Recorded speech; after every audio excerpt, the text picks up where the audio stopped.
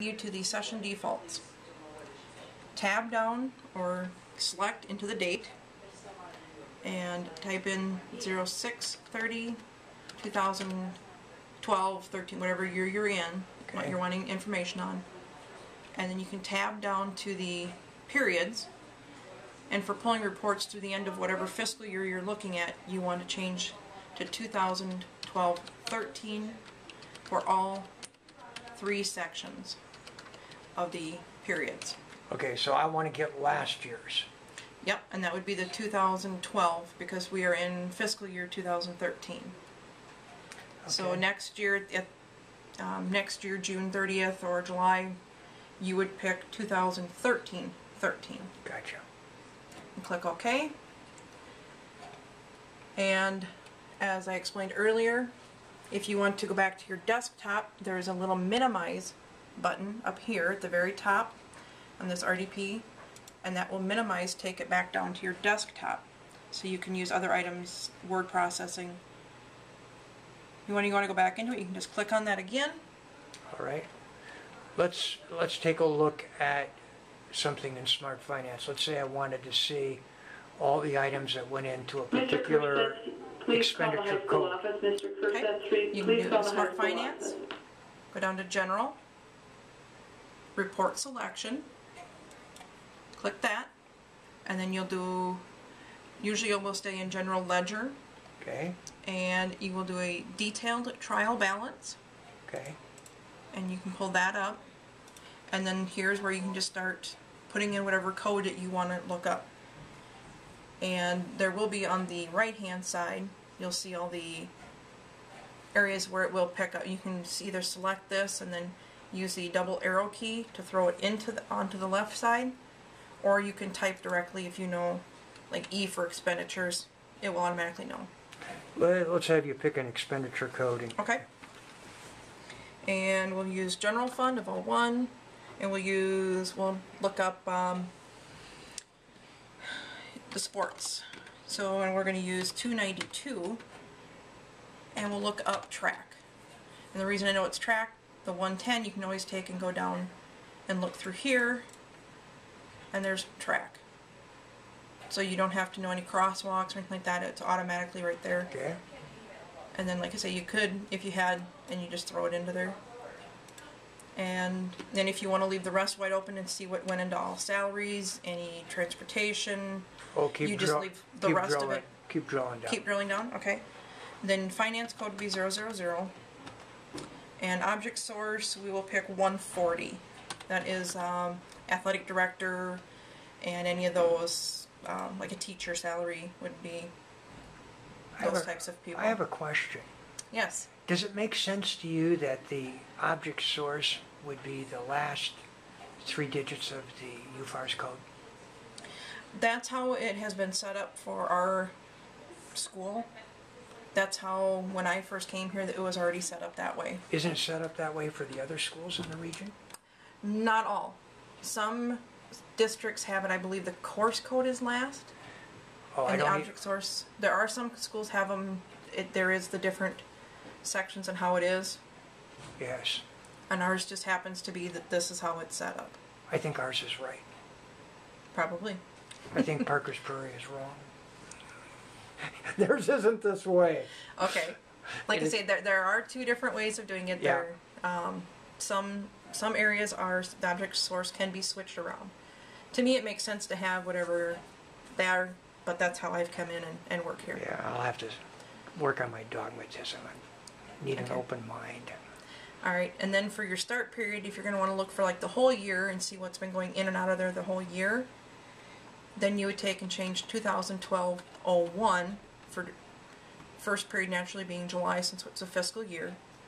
And I would leave the end period as the 2012-13 because that will pull any auditor journal entries. And then you just go over to the right hand side of this gray window box and hit create report.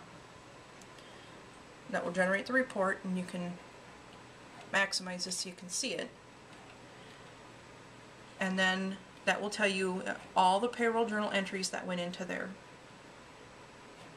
All right, but there's no more detail than that. Not on this report. For that, if you want to look at the salary codes, then you need to go into the Smart HR side of it. And if you want to look at there, we can go to HR, Smart HR up here. Okay, what I'm really interested in most cases would be finding out the different expenditures that would go into, let's say, supplies. Okay. And you just hit redo. That's a little, looks like a running man up here. Yeah.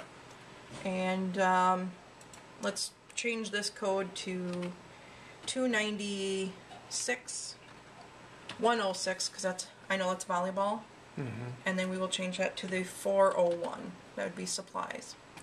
Okay. And I will create report again. And then, like I say, you just maximize Oh, that's nice. Now that's really what I'm after. I don't have to bug you all the time. Yep. And then on this report, it tells you that it was a voucher. Or then AR would be accounts receivable. Mm-hmm. This gives you the journal entry number in the second column. The third column tells you what period it went into, for what month. And then it tells you who the vendor was. Or since this one was accounts receivable, it says, okay, that was what month that the receipt came in. The next column over is the voucher or invoice number that you can take and drill back down to see what exactly items that were purchased with that. You can drill back to that. The next, of course, is just our school district number. Yes. And then the debits and credits that went into there. And then the ending balance. Okay. And so say you wanted to look up this Center Sports. The second one here that says 25886. You can go into SmartFinance, accounts payable, voucher, detail summary would be the one that I would choose. Mm-hmm. And under voucher number, what number was that again? 25886. And do a find. That's up here.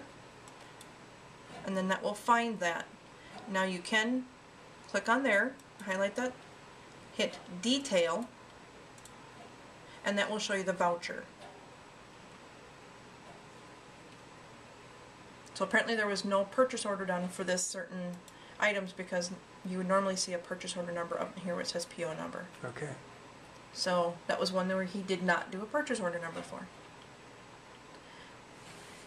You think that was the only one for this year?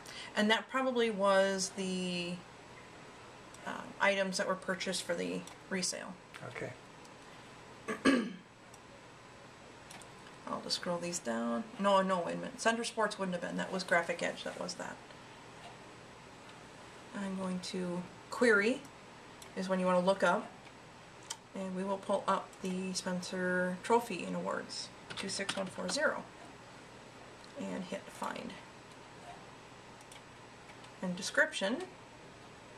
You can always enlarge these also by clicking on here. It says trophies for the Truman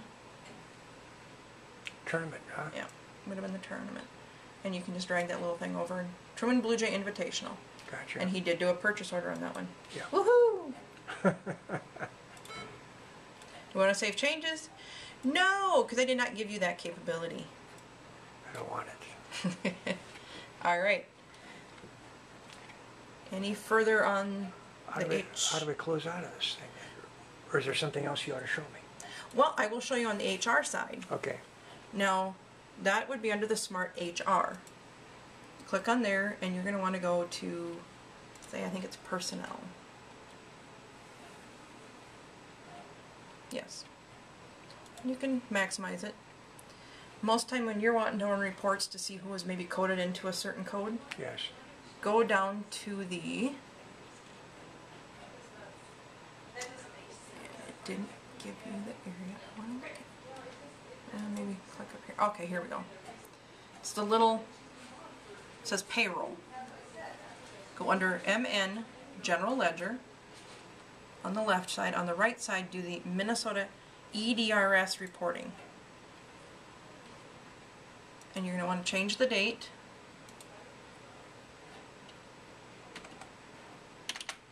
To be 2011, because you're looking at last year, which is 6/30/2012. And we'll pull up that same code for the sports person again. And you can do detailed or summary, but most of the time for what you're looking for, you're going to want the detail. Okay. And you can click create. That will tell you who went into there, Oh, yes. what the code was that went into there, Yes. and then the amount. That's, And then it subtotals under each employee and gives you a grand total. that's very nice. So that's where definitely you want to look at. Yeah. Okay, and then you can just close down that. Now when you want to close out of the program completely, do not use the X, go down to start, do the little arrow at the bottom, and log off. Okay. And that is how you close out of SmartFinance. Why don't you go ahead and do it?